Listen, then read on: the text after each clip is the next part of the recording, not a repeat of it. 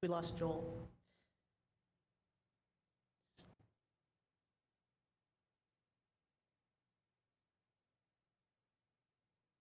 We lost everybody. Like it.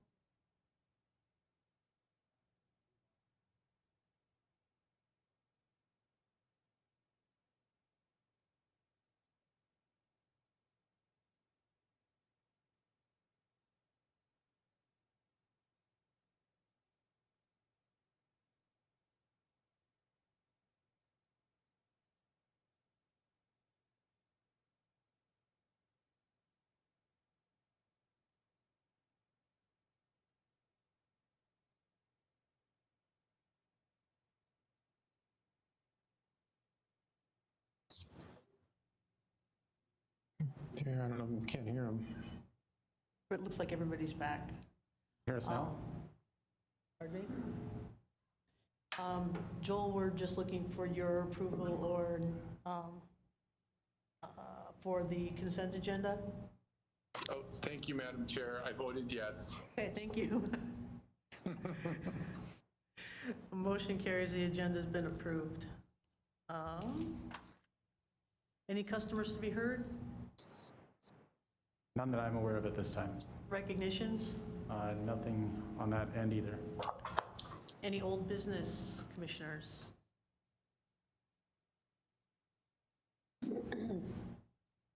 Seeing none, moving on to the city council report. Mr. Hendrickson. Thank you, Madam Chair. Just a quick note. Last council meeting, we got an update from the director of the Clay County Public Health, Kathy McKay, on COVID-19 and how that's affecting us and where we go from here, the vaccination process and that type of thing. And we learned that Monday night that Mayor Judd was appointed to the, I can't remember the district it was, but to the bench. So we'll be in the process of selecting a new mayor within the next month. That's all I have.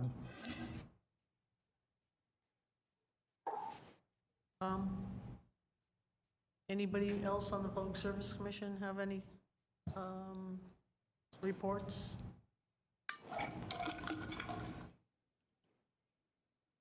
Seeing none, we'll move on to the general manager's report. Mr. Schmidt. Sure. A couple items that we had in the packet. We had our article on 100% carbon-free electricity was on the in the Clean Energy Resource Team magazine. So that was an article that's in the agenda as well, or in the packet as well. And again, it provided the most recent update from the state legislative newsletters from Minnesota Municipal Power or Utility Agency and Missouri River Energy Services, who do lobbying for us in Minneapolis. A couple other things that weren't included. We had our 52nd annual intergovernmental retreat last Friday. Commissioner Paulson provided an update on the FM diversion and the status of that. And then we also had an update from Clay County Public Health as well on COVID and how that has affected everything over the past year. So it was a good brief update. Everything was virtual, of course, so we couldn't mingle and visit with others from the county or the other area, City of Dilworth, City of Moorhead, Moorhead Public Schools. So overall, it was a good virtual meeting, I guess is what you can call it. Another thing that also came up last week, late on Friday, we did have our first flood outlook for the year for the Red River Basin. Right now, for the Moorhead and Fargo area, we're looking at about a 25%, or excuse me, 50% chance we'll hit 21 feet, and I think 25% chance we'll hit 24 feet. So brief update on that, but it is that season again, so we'll be keeping an eye on that. It sounds like overall the soil conditions and water content are low due to the long fall we had. Along with that, we don't have a lot of snow on the ground either, so that helps the overall forecast for the spring, and we'll continue to provide updates as we have more information. Mr. Schmidt, any questions? Seeing none, we'll move on to item number 10. Sure.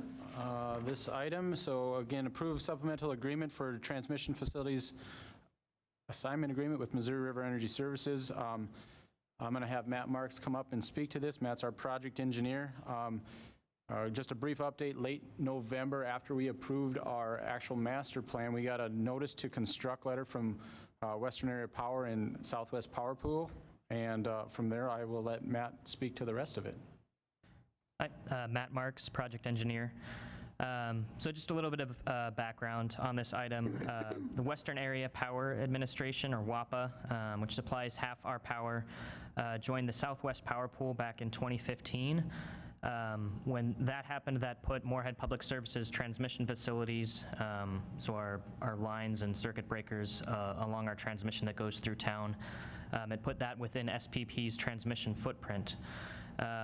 So there are benefits and responsibilities that come from this, and these are kind of coordinated for us by Missouri River Energy Services, or MRES.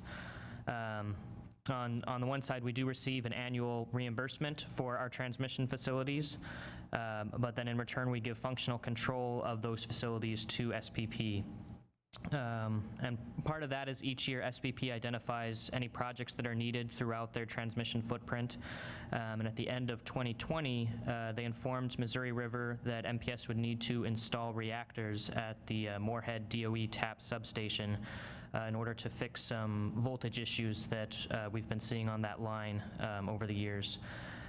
And as Travis said, this was done through something that's called a notice to construct, or an NTC. So the supplemental agreement that we're presenting today is what will allow Missouri River to officially respond to that NTC and coordinate the installation of those reactors. We had already identified some other equipment that either needed to be replaced or upgraded at the Moorhead TAP substation, and we'd included that in our electric master plan and scheduled it for 2024 to 2026. But then with this NTC coming in for the reactor installation, that kind of moves the timeline up on everything. So our plan is working with MRES to incorporate all of those upgrades we had planned for the substation within this NTC, and do all of the work at once to make it more efficient, and to basically have a design for the substation that will meet our needs and work for us going into the future. So after this response that MRES has to give to SPP on the notice to construct, which is due February 15th. After that response has been officially given, we can apply to have the NTC modified to incorporate the rest of these modifications that we had planned. For all this work that's planned, there will be an upfront cost, which is kind of detailed in the packet. About $4 million for the reactor additions, and then an additional $12 million for some of the other equipment, transformers and circuit switchers and breakers that would have needed to be replaced. But with the addition of new equipment that falls into SPP's transmission footprint, we do see then an increased reimbursement coming back from SPP, so this allows us to pay back this project over time. So as we go through the process of modifying this NTC, we'll get a better idea of what the total scope of the project will be, what we will be allowed to include in that project, so then we can have a total scope, a total cost, and then get an idea of how long that payback is going to be. So we'll provide updates as we continue to get information. So we'll open it up if there's any questions. Thank you. Any questions? Commissioners?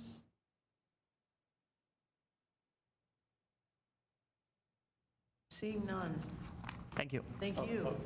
Chair Thompson, Yes, excuse me.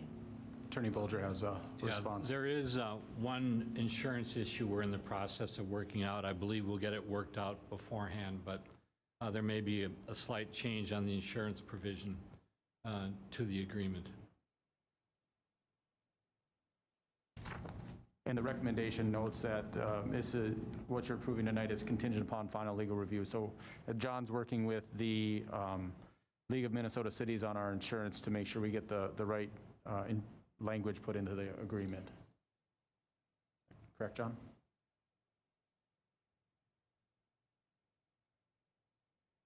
Thank you. And is there a question? There would be no additional charge for, you don't anticipate any additional funds having to be devoted towards increased insurance or anything on this? No, that shouldn't affect Okay. it at all. Okay, thank you.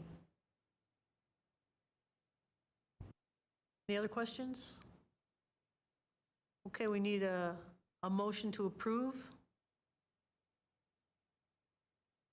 So moved from Paulson. Okay. Second. Okay, a motion by Paulson, seconded by McDougall to approve the supplemental agreement to transmission facilities assignment with Missouri River Energy Services. How do you vote? Commissioner Paulson? Aye. Duran? Aye. McDougall? Aye. Daley? Aye. Thompson? Aye. Motion is approved. Item number 12, award bids for 2021 water treatment and wastewater treatment chemicals. Mr. Schmidt? Sure, I'll start this, and I'll have Mark Pritchard, our water plant supervisor, come up to speak to it. On an annual basis, we go through the process of bidding out and purchasing not only chemicals for the water treatment plant, but we also work with the wastewater department as well, too, to purchase their chemicals as well, or put together a bid for the chemicals that they need as well. So from there, I'll let Mark Pritchard speak. Thank you, Travis. Mark Pritchard, Water Plant Supervisor. As mentioned here a moment ago, on an annual basis, the Moorhead Water Plant and the City of Moorhead's wastewater plant collaborate together to make specifications for chemicals for both facilities to use throughout the year. The contracts run from April 1st of the given year all the way to the end of March the year after, so it covers one-year spans. We opened bids on January the 20th, and based upon the bids received, the water treatment specific chemicals have a per unit cost that are expected to increase by about 0.57%, which is good news considering the recent trend upwards in chemical costs. Over the course of a year, based on estimated use for each chemical, this 0.57% increase represents approximately $6,500. So we're getting actually very good numbers here compared to what could have been. There are 2 items out of the 15 total that we have on the advertisement for bids that staff recommends not awarding. The first one would be bid item number 3, dry ferric sulfate. Over the past few years, reaching back all the way to 2017, staff have competitively bid dry ferric sulfate as well as liquid ferric sulfate in an effort to receive the most economic bid pricing available. In recent years, there's been great fluctuations in supply and pricing for dry ferric sulfate, so staff found it effective to bid or advertise for bids for both liquid and dry, picking the cheaper of the two. So that is why bid item number 3 is recommended for not award, in reference to number 15 being a better economic option. The second item is bid item number 12. It's a polyacrylamide flocculant, which is something that we use in our softening process to aid in the coagulation and sedimentation process for physically removing the unwanted constituents from the water. The lone bid that we actually received for polyacrylamide flocculant was an untested and actually unfamiliar item to the water plant staff. So after much discussion with the vendor as well as MPS Legal Counsel, staff are recommending not to award bid item number 12 and instead turning to the open market to purchase proven chemicals that we have used in the past successfully in the water plant, while at the same time testing this new unfamiliar chemical to see if it's something that we can use into the future. So this way, it guarantees our effectiveness in treating the water on a day-to-day basis, while at the same time investigating to make sure that in the future, if this particular vendor gives us the same type of information, we'd be able to use it in future bid processes. For reference, bid item number 12 represents about $8,000 annually, so it's a very small amount. And they were also willing to investigate and do a testing process at the facility. So overall, the 12-month cost for the treatment chemicals based upon 2020 usage is approximately $1.144 million. Our total budget for the year is $1.2 million. So we're about the same as last year, which again, based on the previous trend for chemicals going up on an annual basis, we got very good numbers overall. Are there any Thank you, Mark. questions?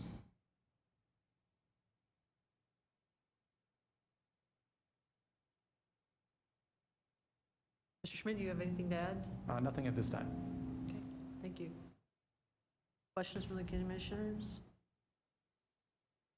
Not a question, but I would just like to commend the staff for looking at the options and choosing the familiar, the one they know, and also the costs. Thank you. I appreciate the work.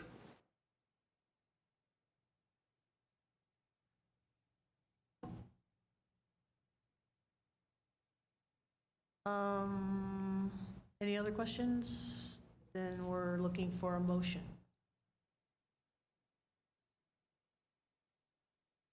Duran, so moved. Haley, second. Okay, I have a motion by Duran, seconded by Daley, to award the bid for the 2021 water treatment and wastewater treatment chemicals as presented, I guess. Doesn't say approve, so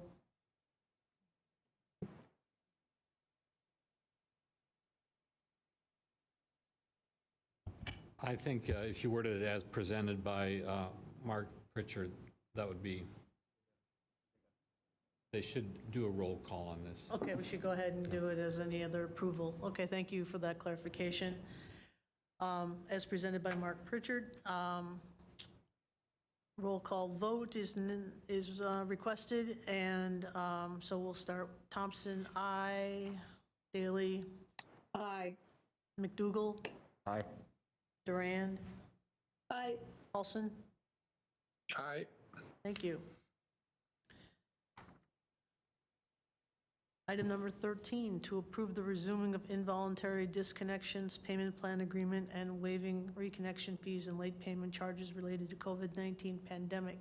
Mr. Schmidt. Sure, I'll start this. We do also have a PowerPoint for tonight's presentation on this item. Again, we're looking for the approval to resume in the involuntary disconnection starting April 20th, 2021.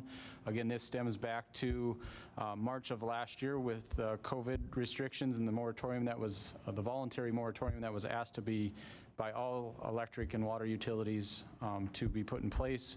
Again, we've been following that for just about 11 months now. And so we're looking for the approval to resume that.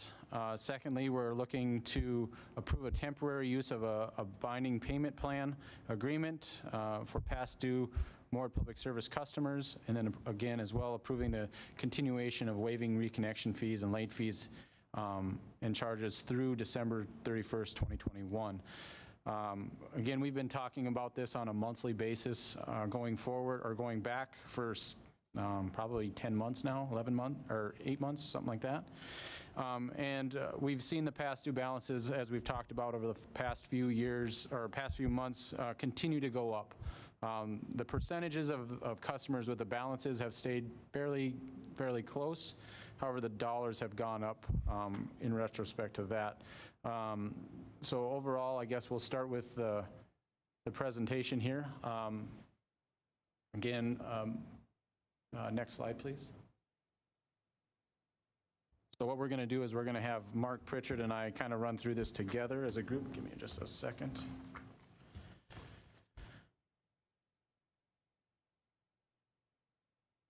So overall collection update, Mark, I don't know if you want to start with that one. Sure. Slide 1 is where we stand today with numbers through yesterday.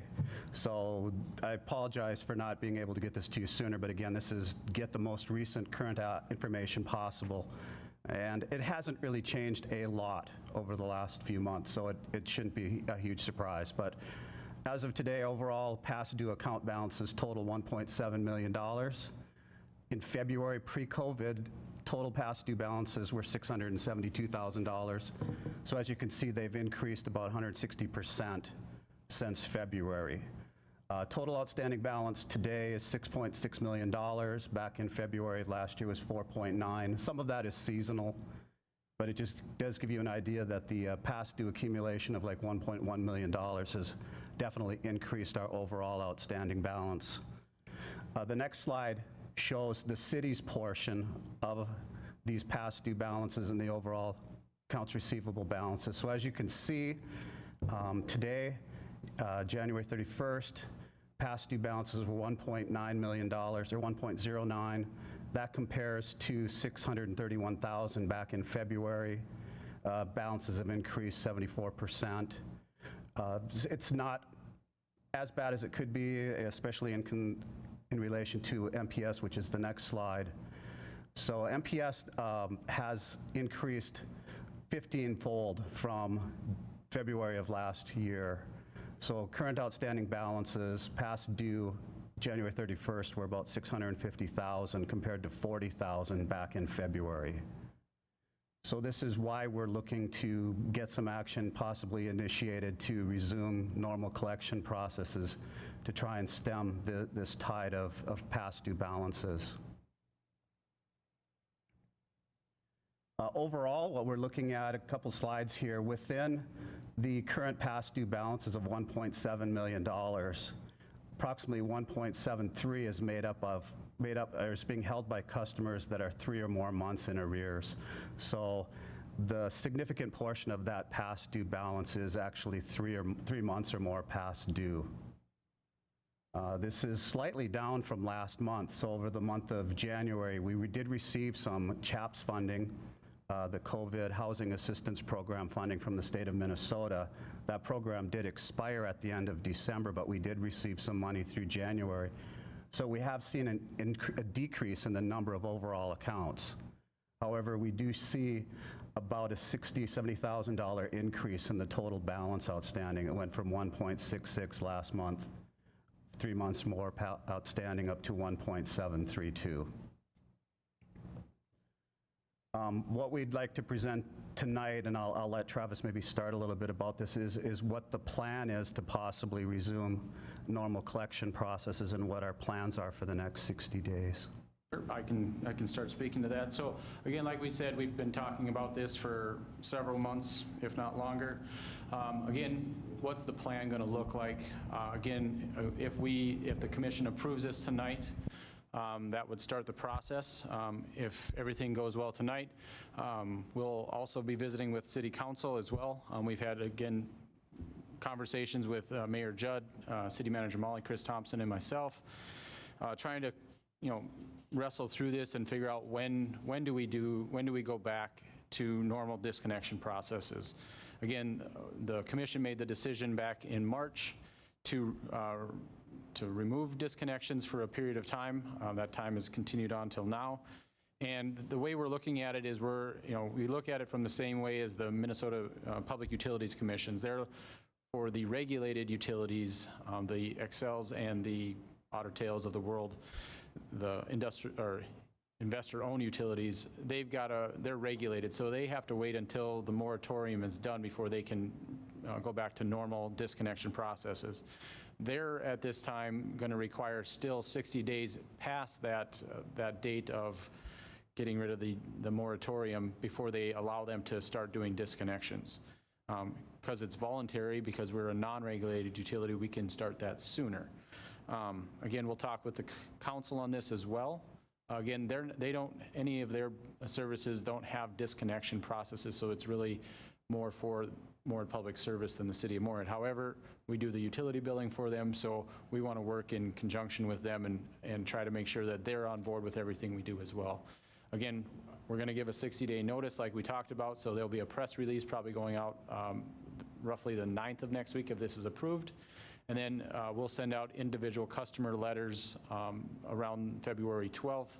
Again, you know, notifying them of the return to normal timeline, agency to contact for assistance. Again, our phone number will be on there as well. And then the payment plan arrangement agreement if that gets approved tonight as well. Again, after the February 12th date, once those letters go out, sometime between February 16th and the 26th of February, we'll try to make that first attempt with a personal call, again, notifying them that they received a letter in the mail, you know, wanting to work with them, try to help them get some assistance if possible before they work to get on the payment plan. Again, that's the best option. They can utilize those funds from CHAPS, LIHEAP, whatever's coming out so that they can again, obtain the funding first before they start doing the payment plan option. Again, resume to normal disconnection process. I'm going to have Mark speak to this. He knows this better than I do, so I'll let him start on that one. Thank you, Travis. Yes, at that point, once we've sent out the letters, communicated with our customers, we'll begin our normal disconnection process starting in March through April, mid-April. A couple of these steps are standard. We did these prior to the cessation of disconnections. There are a couple of new additional steps we'll add in here because we are under such unique situations. So what we'll continue to do and what we're doing today is we'll continue to print the bills with the standard cutoff notice language and the payment due by dates. We've been doing that all along. Many of the agencies required that in order to provide assistance for those that applied up through this period, but now this notification period will let people know that it will no longer be, you could be subject to it, but there will be disconnections possibly occurring. Again, we'll start with an automated courtesy call at least 30 days prior, so they'll get a letter, and then probably about 30 days prior to that, or after that, they'll get another courtesy call to let them know, again, please contact us to get some more information about the agencies to contact, or to discuss with us, you know, entering into the payment plan agreement if that is agreed with or approved today. Second letter will go out again 20 days prior to the possible service interruptions to let them know, again, contact us, contact the agencies, get something started because there may be disconnections occurring in mid-April.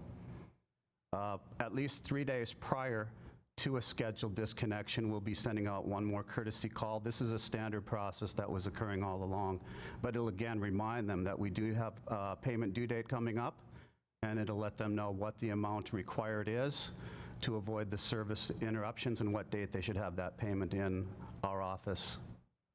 What we'll also do is we're going to attempt to make courtesy calls, personal calls, for all of the failed automated calls at least 2 days prior to the service interruption. So we do get a report of all failed calls when the automated calls go out, and we'll attempt to contact those customers that failed and give it a personal courtesy call. This message will also include the minimum payment required and the due date. And as we noted, we put attempt. So as we went through this process back in October, November timeframe, we made personal calls to 700-800 customers. Is that correct, Mark? That's correct. Yeah. So again, of those, a percentage of those, we did not have accurate or updated phone numbers from them. So again, those are the ones we'll try to call again if we haven't heard anything from them. Again, the ones that we haven't heard anything from, again, we'll give those, we'll try to have a conversation with them as well too to try to help them out as much as possible. That's correct. Yeah, we've added the 2 written communications because the written communications will go to the same addresses that their bills go to. So again, we're going to try and communicate either with phone call or actually paper and provide the information. The information that we're going to provide is the customer options, and what we're looking to recommend to them is that they look at the COVID-19 either federal, state, or city grant programs that are still underway. We reached out today to the Minnesota Department of Commerce to see if they've had any or received any new information or could provide any new details about the programs that'll be funded using assistance that was approved at the end of December. They're still waiting for details, but they expect something to be announced shortly. He also indicated that the LIHEAP program, which usually focuses on electric funds may be getting some additional funding that could cover water-related charges. The high likelihood that will occur, but it's not a guarantee, but there's a good feeling down in St. Paul that that will occur. And that is actually run and administered for Moorhead Public Service by West Central Minnesota Communities Action. So we'll be referring customers to that agency. Their restriction at this time is they only cover electric, heating, or energy costs. But again, if they do get the additional funding, it will roll down to water-related charges. The third option that we're going to push is, again, working with Lakes and Prairies Community Action. Approval through them is a little harder. They really focus on extreme hardship cases. And it's a little, again, harder to get approval through them, but we'll definitely push and encourage to look at those 3 programs. And then the fourth option, if they aren't covered 100%, or if the outstanding balance isn't covered 100% by the agencies, is to offer Moorhead Public Service City of Moorhead Payment Plan Agreement Program. And we'll provide a little more details at this, so you'll have an opportunity to consider it and see if you think that this is a good program for Moorhead Public Service to offer. The goal of that program is to allow the customer up to 24 months in the future to pay off their balance at the time that we might elect to resume normal collection processes and have balances due to avoid service interruptions. Again, a little information as of today. What we're looking at is we have approximately 1,800 or 1,600 customers who have balances at least 3 months or more past due. We've kind of tiered those into outstanding balance groups of 600, 600 to 1,200, and 1,200 and greater, just to get an idea of what customers might be affected. One reason we're looking at this is one option that we'd like to maybe possibly consider is to allow customers who have balances under $600 up to 12 additional months to pay that balance back, which would be about $50 extra on their future upcoming utility bills in addition to their current charges. Between 600 and 1,200, we'd allow up to 18 months to repay. That would add about $66 to each utility bill. And if the balance is over 1,200, allow up to the 24-month max. Again, this would break their pre-balance or the balances prior to April 15th into manageable monthly payments that could be added to their future bills. As part of this plan, key points to consider is that they would be required to make monthly payments going forward to keep this arrangement in place. If they miss a payment, it would, in essence, put those outstanding balances that haven't been paid or aren't considered back onto their bills as current. And if they do move from the City of Moorhead service area prior to the end of their repayment plan, that the amount that is remaining would be added to their final bill. So at this point, I'm open for just some discussion, just to get some feedback on whether this seems fair or reasonable. So.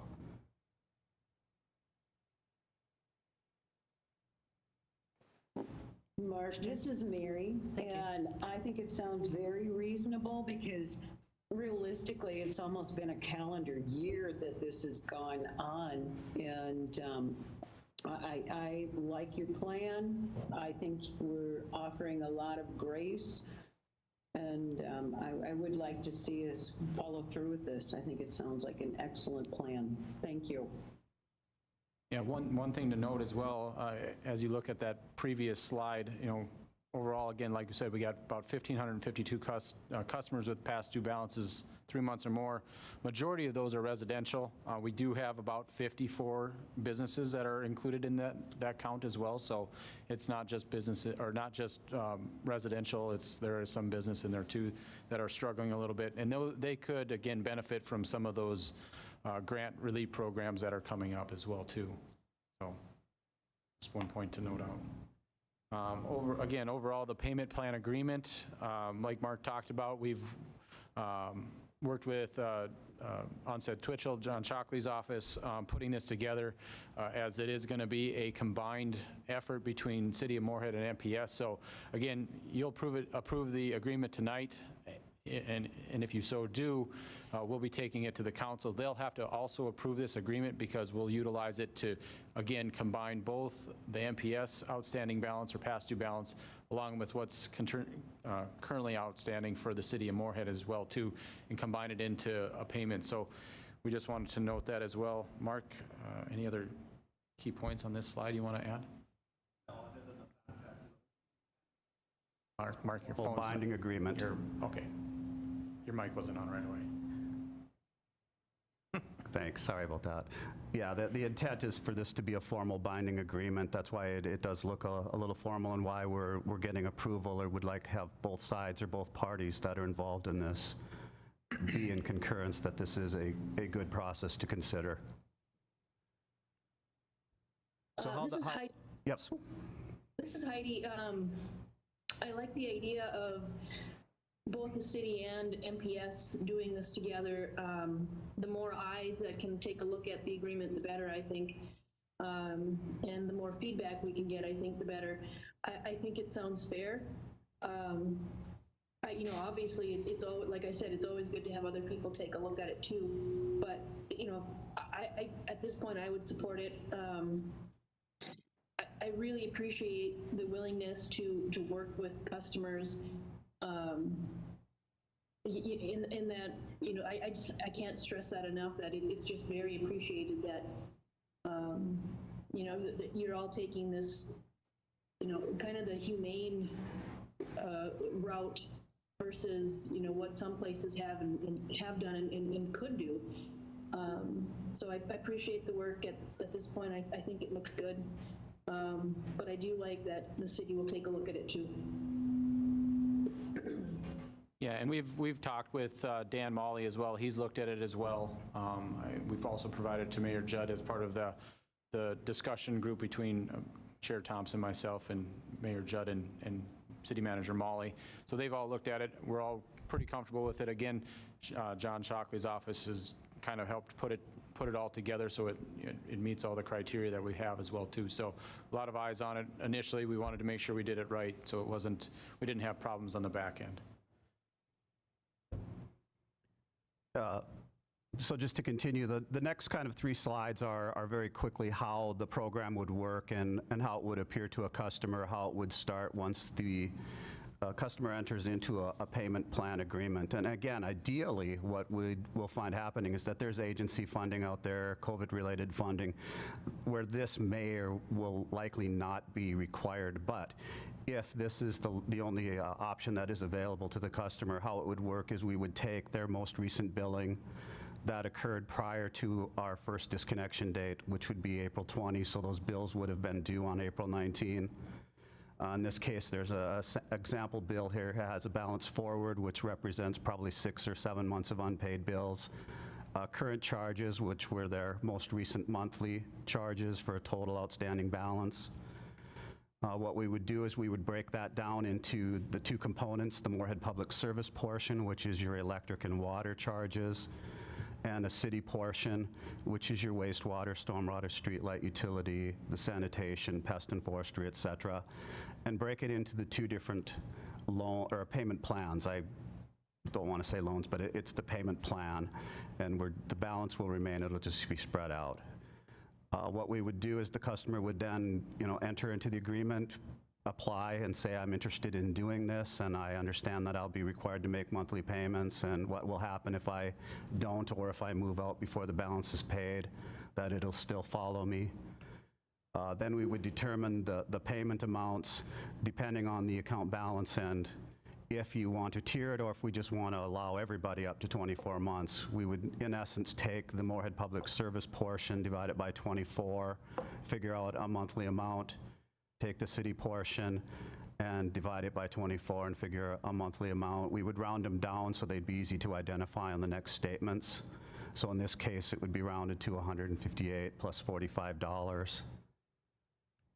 And then on their first bill after entering the agreement, they would notice that the balance forward would be removed with 2 items. One would be a conversion of their outstanding Moorhead Public Service balance and the city balance to the payment plan.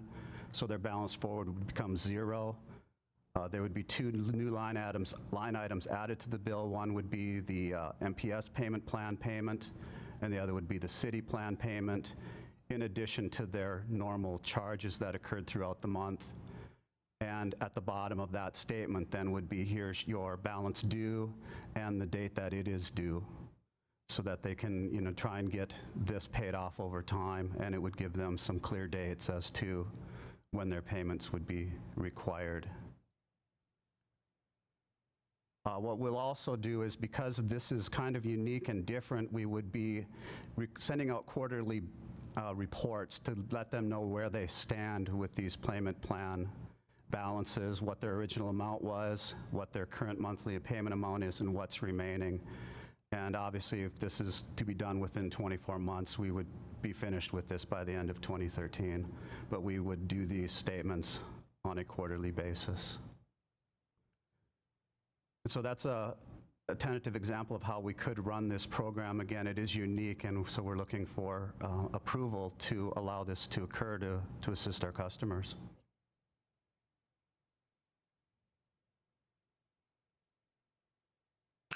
Madam Chair, this is Commissioner Paulson.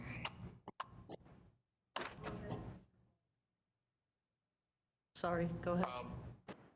Thank you. Mark, I think this is a great approach, and I would echo all the comments that Commissioner Duran and Daly reiterated prior.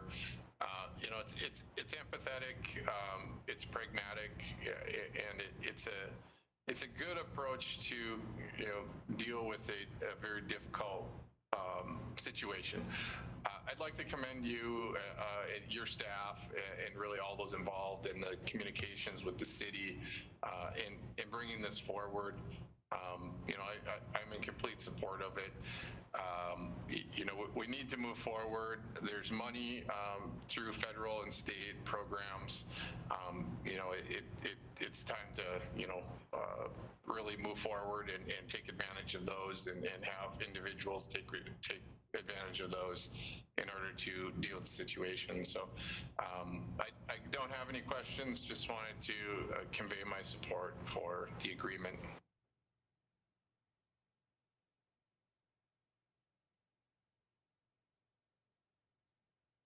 Any other questions or comments? Madam Chair, it's Chuck. Oh, hi, Chuck.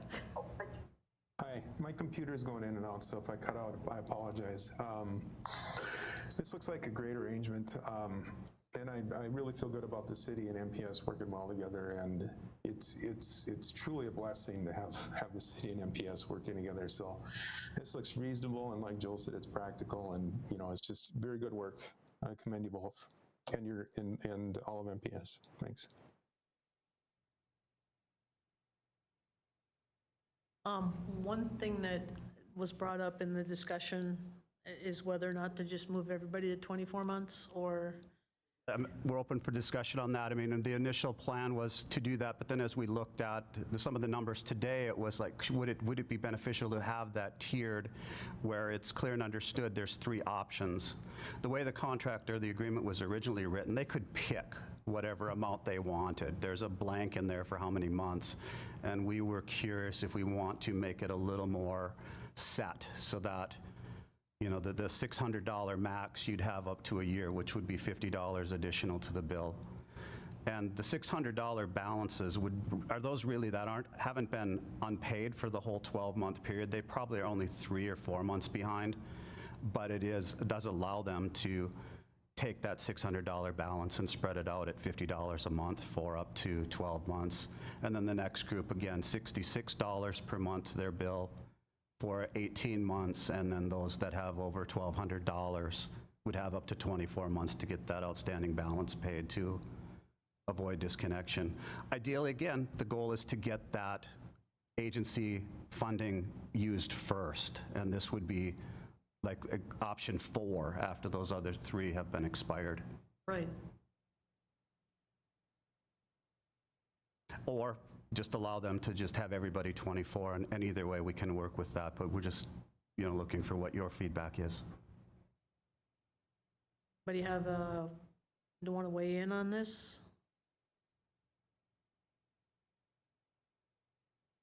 This is Heidi. I think just giving customers the flexibility to choose their own might be I think I support that.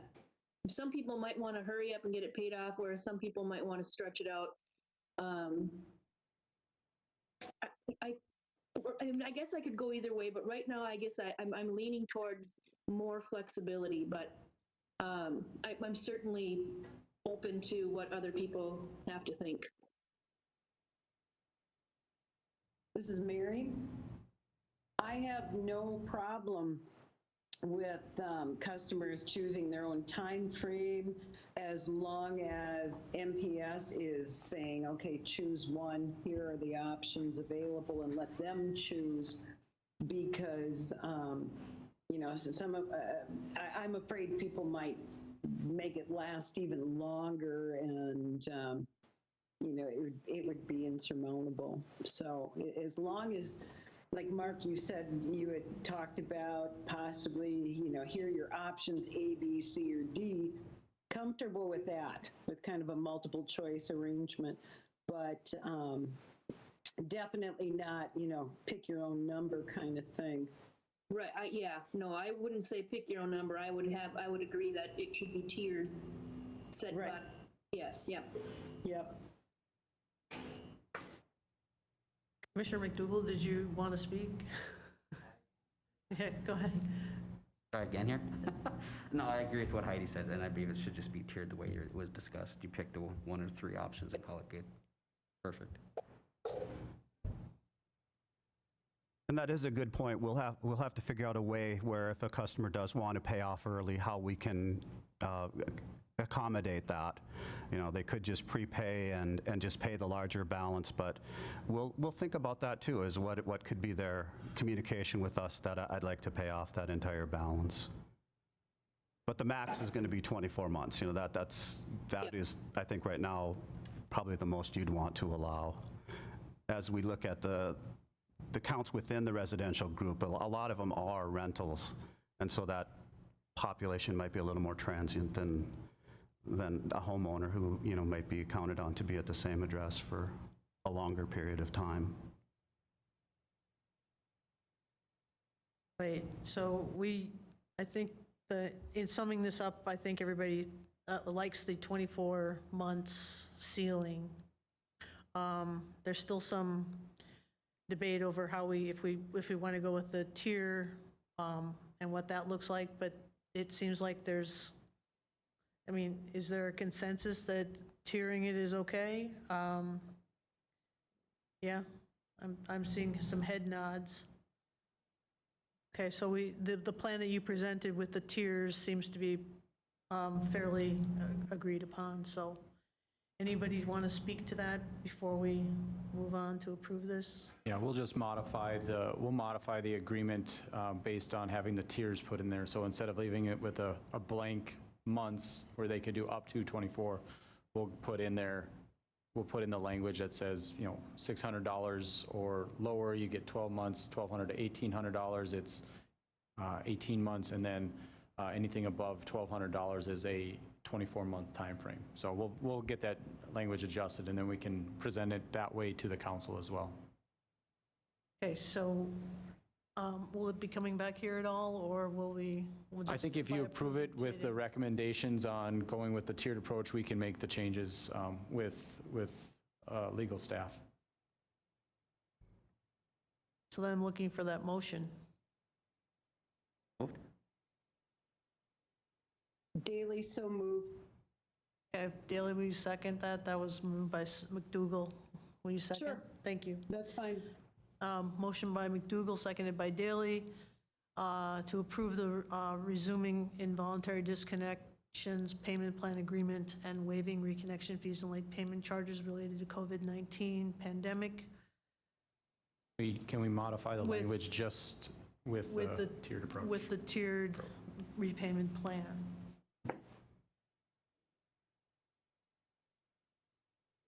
Roll call vote is in order. So Thompson, aye. Daley, Aye.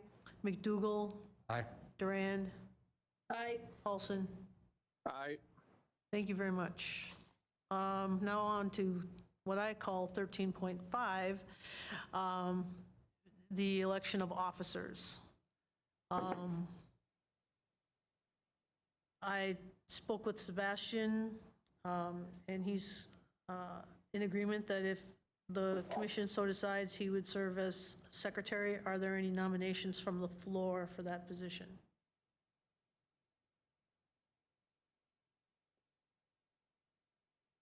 This is Heidi. I'll nominate Sebastian. I'll second.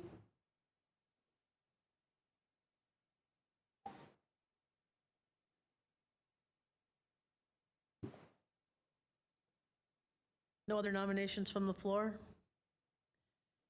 Well, it's approved through acclamation, and what we'll do is we will approve each office, and then we will take nominations for each office and approve a slate of officers as the final motion. So just so that we know how it works. So we have Sebastian as the only nominee for secretary. Then the next office is vice chair. Mary, I didn't have a chance to talk to you. Will you consider serving another term if so nominated? Sure. Okay. This is Heidi. I'll nominate Mary.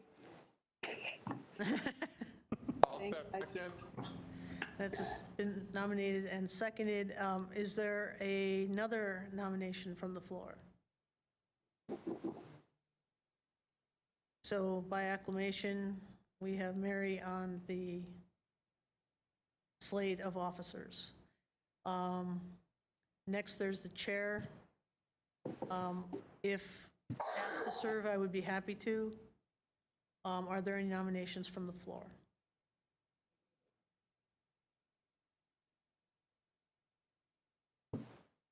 Daley nominates Chris. I'll second. So we have a slate of officers. Oh, excuse me, are there any more nominations from the floor for the position of chair? So we'll have a slate of officers with Thompson as chair, Daley as vice chair, Sebastian as secretary. All have been moved and seconded. So I'll take them. I would entertain a motion to approve the slate of officers. I'll move for approval. Second? I have a motion by Paulson, seconded by McDougall to approve the slate of officers. What? Oh, okay. So we should do a roll call vote. Paulson? Aye. Durand? Aye. McDougall? Aye. Daley? Aye. Thompson? Aye. Okay, item number 14, closed meeting for executive session. It's needed today, so I'm going to read this statement. This meeting will now be closed for executive session as permitted by Minnesota Statute Section 13D.03 to discuss labor negotiation strategies related to negotiations with IBEW Local 1426 and ASME Local 1450. Do we expect action to be taken on this item at the conclusion of the closed session? Yes, I expect action. So action is expected in open session upon conclusion of the executive session. I need a motion to close the meeting, right? Daley moves. Second? McDougall second. Motion by Daley, McDougall by second. Move to close the meeting. All in favor, say aye. Aye. Aye. Okay. Aye. Opposed, same sign. Okay, we're now in closed session.